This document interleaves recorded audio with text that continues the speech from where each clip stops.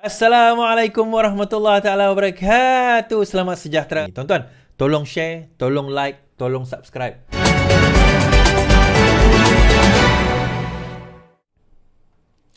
Dana syarikat judi akaun individu syarikat bernilai 40 juta dibeku. Shah Alam, sejumlah 40 juta akaun bernilai 4 juta nilai akaun individu dan syarikat dibeku berhubungan siasatan pemberian rasuah oleh syarikat perjudian kepada beberapa orang kenamaan baru-baru ini.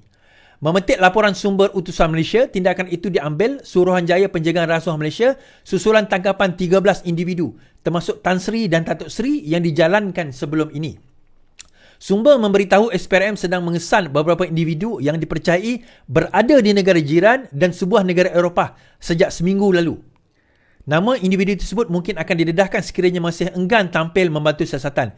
Pelbagai alasan remeh diberikan termasuk perlu berada di luar negara kerana menghadiri mesyuarat. SPRM mungkin meminta bantuan polis antarabangsa Interpol untuk kesan mereka sekiranya mereka masih enggan pulang. Katanya setakat ini tangkapan turut melibatkan seorang pengendali syarikat operator judi di Pulau Pinang. Suspek berumur 60 tahun itu direman 3 hari untuk siasatan lanjut berkaitan kes tersebut. Tangkapan individu terbabit menjadikan seramai 14 individu yang diberkas setakat ini. Nah tuan-tuan, kita mengetahui bahawa judi haram antara perkara yang judi itu dah haram lah. Tapi judi tidak berlesen ini adalah antara perkara yang sangat prevalent sekarang ini berlaku di dalam negara kita. Perkara ini amat besar dan juga mengancam. Terutama bila kita bercerita tentang judi yang berlesen ini, sekurang-kurangnya kita boleh regulate daripada segi di mana mereka, siapa yang terlibat dan sebagainya kita boleh letak. Orang Islam tidak boleh masuk dalam premis tersebut. Ada orang jaga. Tapi bila kita bercakap tentang judi online, judi yang secara tidak berlesen ini, anybody can download apa benda daripada apps ini dan boleh guna tanpa boleh dikesan. Kita boleh cuba sekat, tetapi benda itu bukan semudah yang kita sangka. Dia banyak website yang kita boleh sekat, banyak je cara untuk nak lepas daripada perkara-perkara tersebut. It boils down, dia bergantung akhirnya kepada individu di dalam negara itu sendiri. Tetapi berbalik kepada cerita dana judi itu tuan-tuan. Kita kata ada dana judi tersebut untuk nak melindungi mereka daripada ditangkap dan sebagainya. Terutama sewaktu Menteri KDN sebelum ini, maka ada di antara mereka menawarkan dana-dana bantuan di dalam pilihan raya yang sebelum ini demi untuk nak menjaga. Tuan-tuan, kita kena ingat macam ni. Tuan-tuan ingat bila akaun bersatu tu dibeku, diorang heran ke? Kan? Bila akaun bersatu tu dibeku, diorang heran ke? Diorang tak heran pun. Kenapa diorang tak heran tuan-tuan? Mudah saja. Diorang tak heran sebab yang nampak dibeku itu just the tip of the iceberg. The tip of the iceberg. Meaning to say, yang kat bawah ni lagi banyak. Ada kemungkinan duit tu lagi banyak tuan-tuan. Saya sebut hari tu Anwar Musa sendiri kata, dia masuk ke dalam bilik Muhyiddin Yassin. Berjuta-juta Muhyiddin Yassin bagi kepada dia. Yang bagi. Dia umpama macam ni lah tuan-tuan. Kalau tuan-tuan ada beza di antara 1 bilion dengan 1 juta ringgit. Dia beza dia macam ni. Mudah je. Tolong share tuan-tuan. Tolong share. Dia mudah saja. Beza dia apa? Tap-tap belah sekali Beza dia, umpama tuan-tuan ada RM1,000. Tiba-tiba datang seorang kawan kata, pinjam RM1. Kalau tuan-tuan ada RM1,000, kalau tuan-tuan nak bagi RM1, agak-agak berat hati tak? Tak berat kan? Itu beza orang yang ada 1 bilion nak bagi 1 juta, 2 juta, 3 juta. Itu umpama dia. Bayangkan kalau ada 3-4 bilion. Umpama dia ada RM4,000. Tiba-tiba ada seorang kawan yang datang. Jap, pinjam RM300 jap. Kau ada RM4,000. Tuan-tuan ada RM4,000. Kawan pinjam RM300. Nak bagi RM300 agak-agak berat tak hati? Tak berat. Sebab bagi tuan-tuan, sis aku ada RM4,000. Bagi RM300. Aku ada RM3,600 lagi. Itu umpama. Tuan-tuan ada 4 bilion. Bagi dekat tim tu 300 juta. Tuan-tuan ada 3.6 bilion lagi. Contoh, itu contoh kan. So itu umpama dia. Dan di mana-mana datang duit-duit tersebut. Selain daripada kita kata, yang duit disalurkan, duit masa darurat dan sebagainya, jana wibawa. Salah satunya adalah sumber judi. Kita kena faham bahawa pembenterasan judi ini sangat crucial untuk kita nak memastikan ekonomi negara kita tidak runtuh. Ekonomi runtuh, satu sebab aliran wang keluar. Yang kedua, sosial. Tuan-tuan, struktur masalah negara kita sekarang ini adalah struktur. Dan salah satu masalah struktur besar dalam negara kita yang tak boleh nak dielakkan, yang kita kena hadapi, ialah masalah rasuah. Kalau tuan-tuan ingat, tahun 1998, daripada Transparency Index, 1997 lah, 97. Anwar Ibrahim, timbalan Perdana Menteri pada waktu itu. Kedudukan Malaysia 20 lebih, 27 kalau tak silap saya. Tahun 97. 27 je. Sekarang 60 lebih. Lagi teruk masa PKP itulah 60 lebih. Maksudnya, persepsi pelabur terhadap negara kita amat teruk daripada segi korupsi. So sekarang ini saya tengah tunggu laporan ni, ujung tahun ini kita akan tahulah apa orang kata daripada segi indeks dia berapa, adakah lebih diperbaiki, adakah makin teruk, adakah makin baik, kita akan tahu pada ujung tahun ini. InsyaAllah saya akan update dari semasa ke semasa dan hopefully makin baik.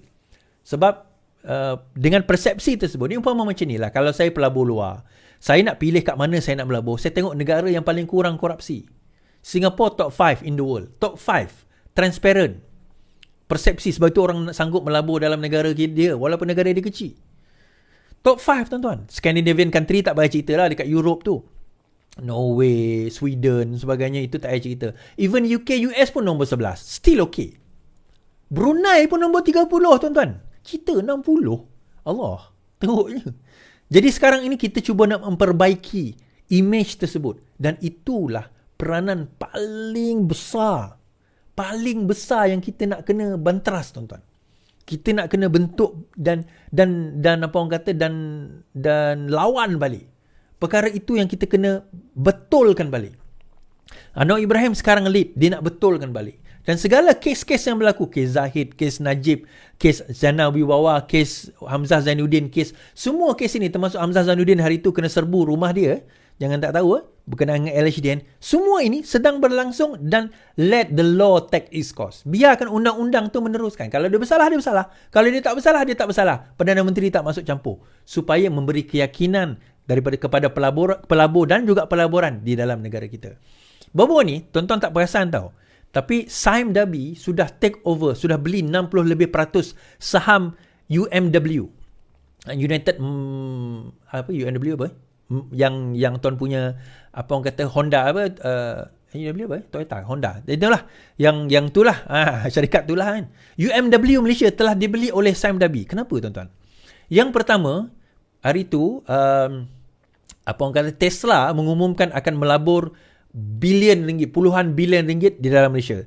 Lepas tu Geely syarikat yang memiliki Proton sekarang ini mengatakan mereka akan membuka satu lagi kilang ke apa, pelaburan lebih 10 bilion USD. Sekarang ini Sime Darby pula take over UMW dan nak invest di dalam pemotoran ini. Kenapa tiba-tiba semua pergi ke arah pemotoran ni? UMW, Geely, lepas itu apa orang kata Tesla. Nampaknya UMW dan juga Sime Darby nampak since Geely dengan apa orang kata Tesla dah masuk ke dalam negara kita, dia nak ride on this opportunity. Saya nampak macam tu lah. Saya tak tahu tuan-tuan nampak ke tidak.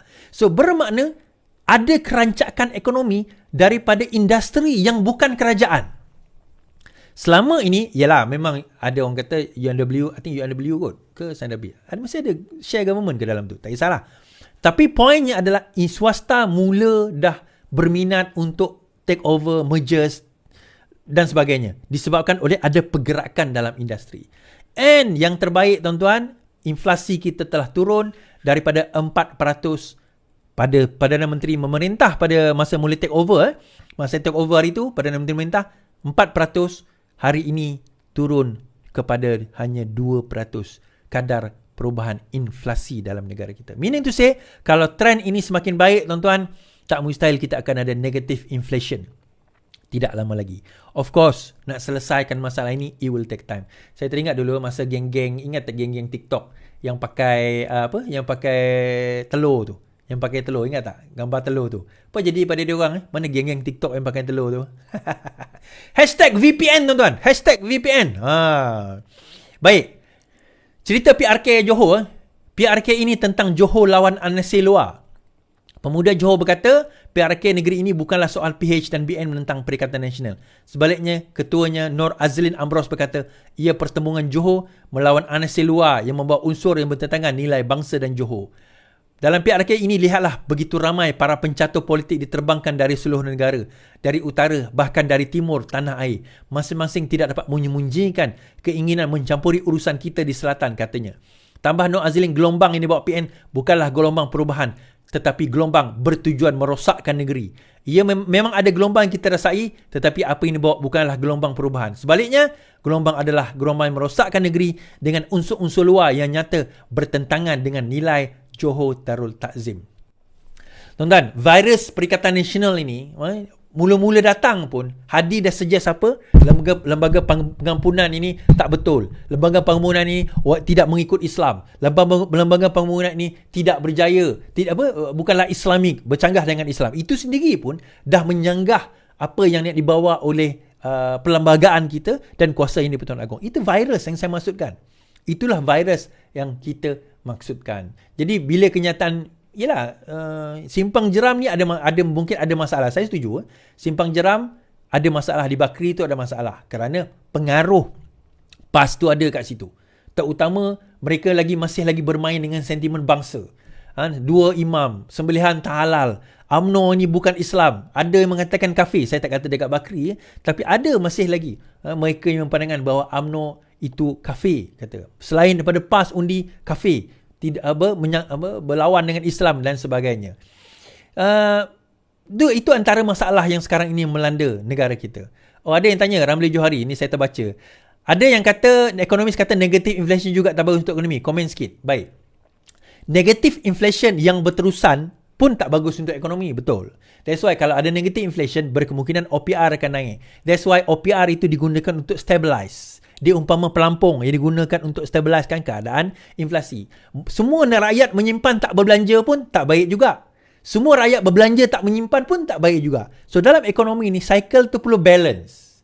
Dia perlu balance. Dia umpama kalau kita kata dia tak boleh tak bergerak pun tak boleh juga. Rakyat pun tak ada pendapatan. Bergerak terlalu banyak sampaikan harga barang melambung tinggi berbanding dengan pendapatan pun tak boleh juga. That's why interference itu ada. Kena ada government interference dan juga ada market force. So itu secara ringkasnya kita kata. Negatif dalam satu jangka masa yang panjang dan makin turun pun tidak bagus juga. Kena ada interference juga. So betul. In a way betul. Kan, tetapi jangka masa pendek kita perlu. Terutama untuk kita nak stabiliskan dulu harga dan kita nak comparekan dengan kenaikan pendapatan rakyat kita. Baik.